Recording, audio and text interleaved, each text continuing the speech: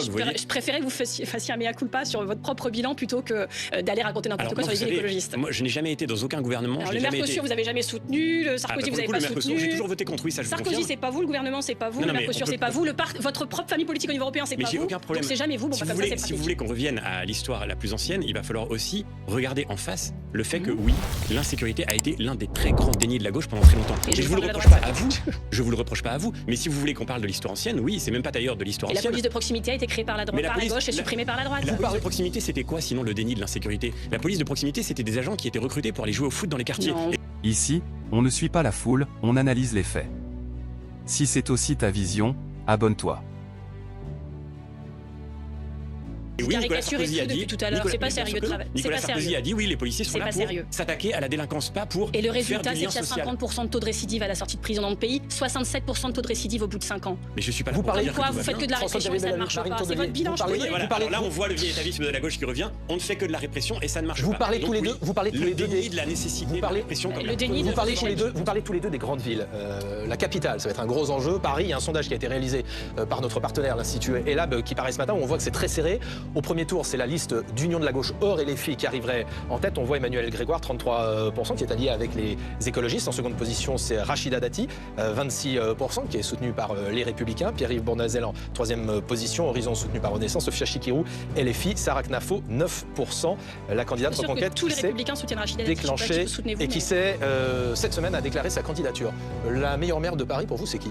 Il y a une priorité absolue à Paris, typiquement. Mais comme dans les communes dont on parlait tout à l'heure, c'est de faire en sorte que la gauche sorte de cette gouvernance municipale. Après avoir passé un quart de siècle à la mairie de Paris, on voit aujourd'hui la capitale de notre pays, qui devrait être la vitrine de la France, qui est en train de se paupériser, de se dégrader, de devenir de plus en plus dangereuse pour les gens qui y vivent. On voit les familles qui quittent Paris.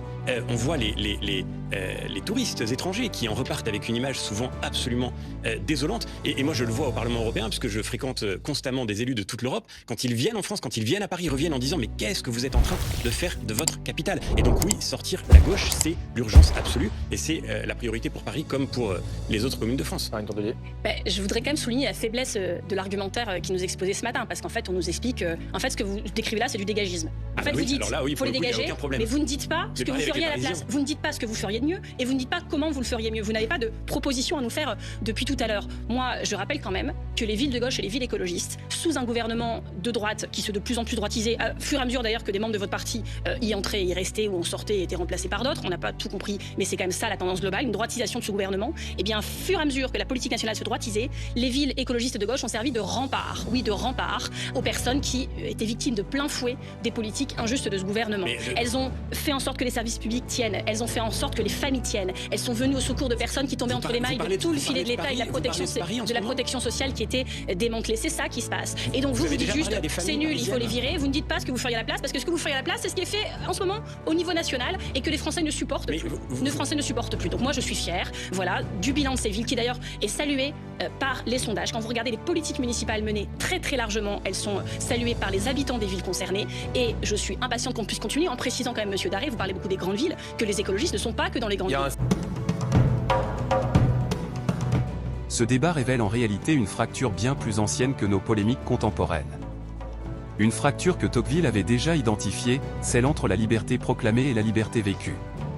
On peut multiplier les normes, les chiffres, les intentions affichées, mais ce qui compte, rappelait Raymond Aron, ce n'est pas ce que l'État promet, c'est ce que les citoyens peuvent réellement faire de leur vie. Sécurité, agriculture, écologie, souveraineté. Derrière ces mots, la même question revient. Est-ce que le pouvoir rend les individus plus responsables ou plus dépendants? Charles de Gaulle parlait d'un État fort pour garantir des citoyens libres, pas pour les étouffer sous des contradictions permanentes. Et quand le débat politique se transforme en concours de posture morale, on oublie l'essentiel, gouverner, ce n'est pas désigner des coupables, c'est assumer des choix. La vraie liberté ne se décrète pas sur un plateau télé. Elle se construit dans la durée, dans la cohérence, et dans le respect du réel. C'est peut-être là que se joue, aujourd'hui, le véritable désaccord. Et c'est précisément cette question fondamentale que les Français devront trancher.